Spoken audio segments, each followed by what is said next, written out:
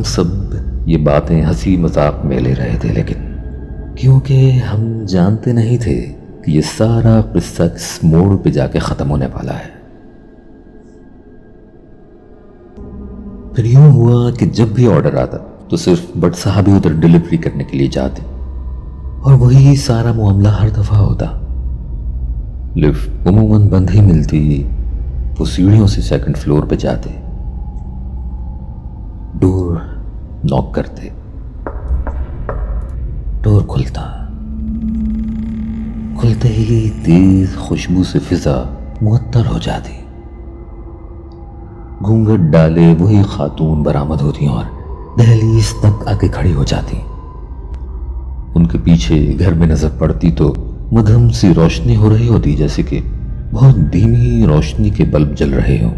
ان کے پیچھے گھر میں کبھی کوئی اور فرد نظر نہیں آتا۔ ایک رات اسی اپارٹمنٹ سے آرڈر بہت لیٹ موصول ہوا۔